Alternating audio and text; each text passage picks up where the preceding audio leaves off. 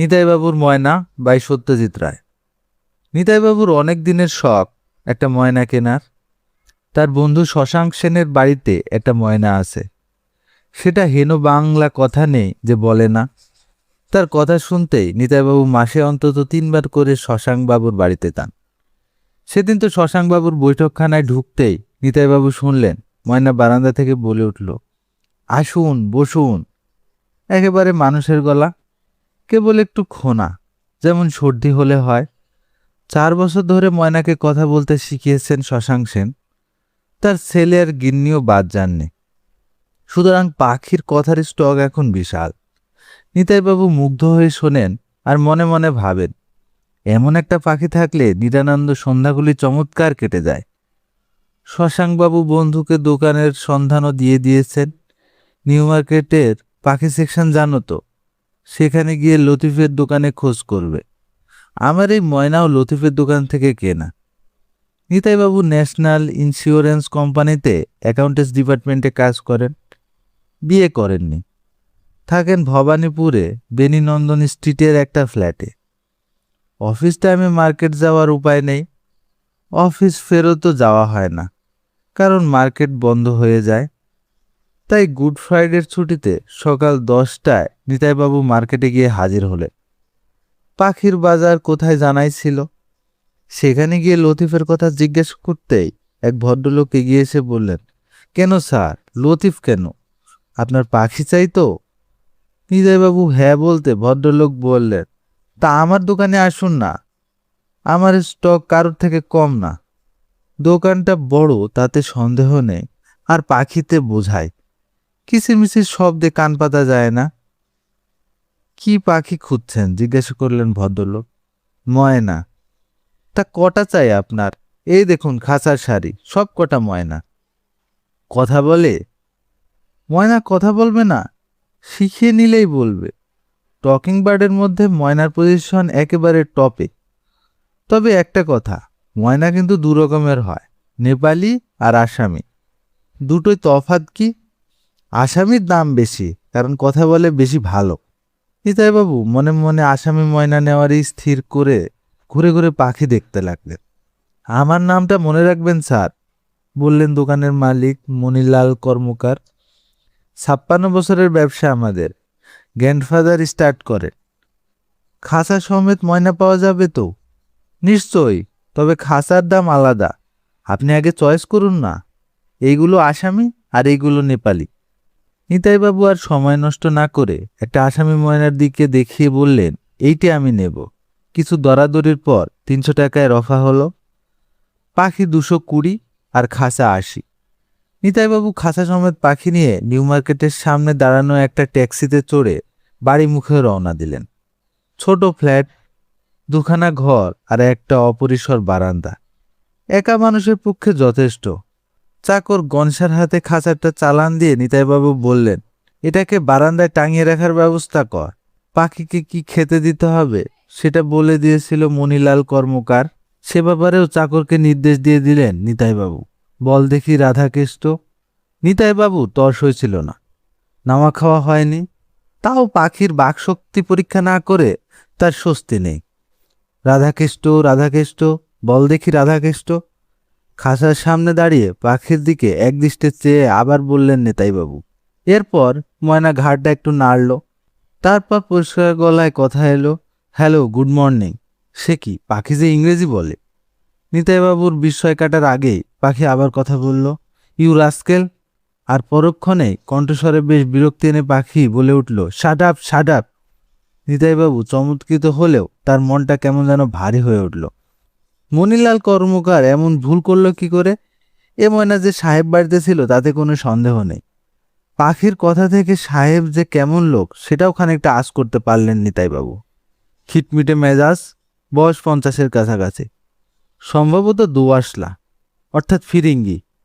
এ ময়না কি বাংলা শিখবে কোনো দিন, নাকি তিনি এখনই গিয়ে এটাকে বদলে অন্য ময়না নিয়ে আসবেন? অনেক ভেবে নিতাইবাবু একটা সিদ্ধান্তে এসে পৌঁছালেন, কটা দিন দেখাই যাক না। এই ময়না শশাঙ্ক সেনের ময়নার চেয়েও বেশি স্পষ্ট কথা বলে। অর্থাৎ এটা যে বাকশক্তির বিচারে অতি উঁচু দরের ময়না তাতে সন্দেহ নেই। এ কত রকম ইংরেজি কথা বলতে পারে সেটা সম্বন্ধেও কৌতূহল হলো নিতাই বাবুর। না, এটা থাক কিছুদিন। আর ময়না তো ইংরেজি বাংলায় তফাৎ করতে পারে না, কানে যা শোনে তাই বলে। এটা এতদিন ইংরেজি শিখেছে, এবার বাংলা শিখবে। 3 দিনে নিতাইবাবু আবিষ্কার করলেন যে ময়নার ইংরেজি কথার পুঁজি অফুরন্ত। আর সেই সব কথার বেশিরভাগই গালাগালি আর ধমকানি।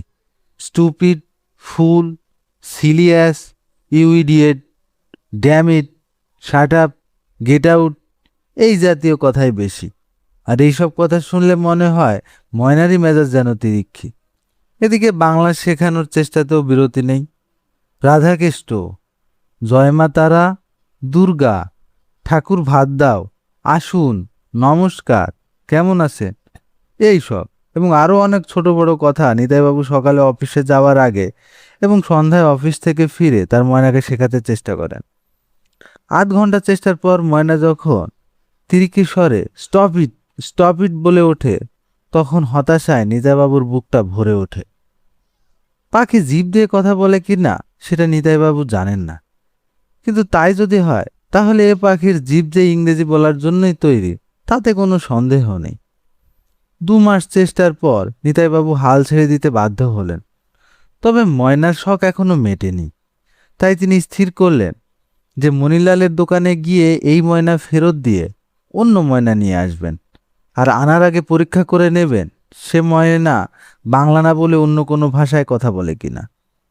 সামনে ছুটি নেই, তাই একদিন অসুস্থতার অজুহাতে অফিস কামাই করে নিতাইবাবু ময়না সমেত নিউ মার্কেটে গিয়ে হাজির হলেন। মণিলালের দোকানে গিয়ে ঢুকতেই কর্মকার মশাই চোখ কপালে তুলে বললেন, এ কি আপনি? এ যে আশ্চর্য ব্যাপার মশাই, দোকানে যে আরেকজন খরিদ্দার রয়েছে সেটা নিতাইবাবু ঢুকেই লক্ষ্য করেছিলেন।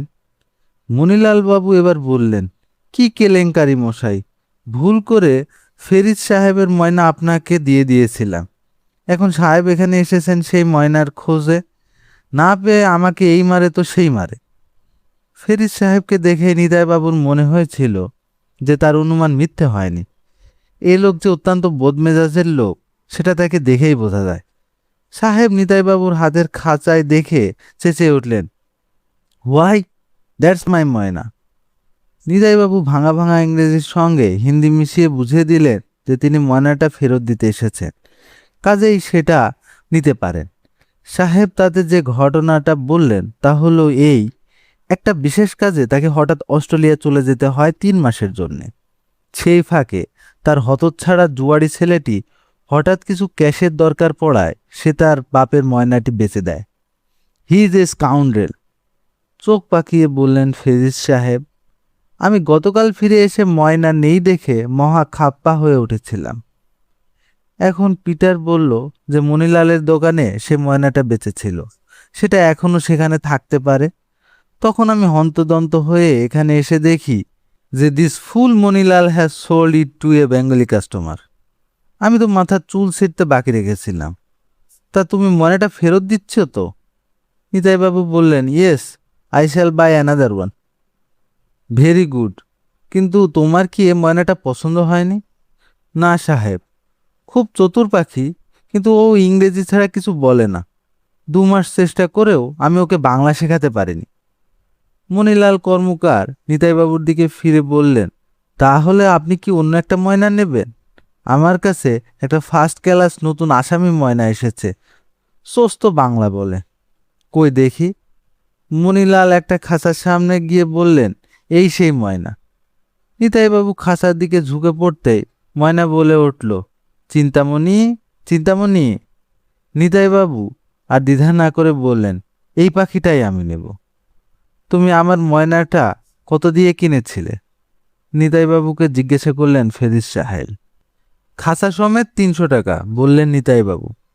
ফেরিস সাহেব মানিব্যাগ বার করে তার থেকে 3টে 100 টাকার নোট বার করে নিতাইবাবুকে দিয়ে বললেন, আমার গুণধর পুত্রটির জন্য আমার নিজের পাখি আমাকে দ্বিতীয়বার পয়সা দিয়ে কিনতে হলো। Anyway, all's well that ends well. আশা করি এই 2 মাসে আমার পাখি ইংরেজি ভুলে যায়নি। সাহেবের মুখে এই প্রথম হাসি দেখা দিল। নিতাইবাবু এবার ফেরিসের কাছ থেকে পাওয়া 300 টাকা মণিলাল বাবুর হাতে তুলে দিলেন। মণিলাল বাবু বাংলায় ফিসফিস করে বললেন, পাখি নেই দেখে সাহেব আমাকে যা গাল দিলেন, আমার কান এখনো ভো ভো করছে। ফেরিস সাহেব এবার তার হাতের ময়নাটার দিকে চেয়ে বললেন, টুটসি, সে হ্যালো গুড মর্নিং, সে হ্যালো গুড মর্নিং। খাসার পাখি কয়েক মুহূর্ত চুপ থেকে নাকি সুরে প্রায় মানুষের গলায় পরিষ্কার উচ্চারণে বললেন, রাধাকেষ্ট, ঠাকুর, ভাত দাও, দুর্গা দুর্গা। এতক্ষণ আপনারা শুনছিলেন সত্যজিৎ রায়ের নিতাইবাবুর ময়না। ধন্যবাদ সবাইকে।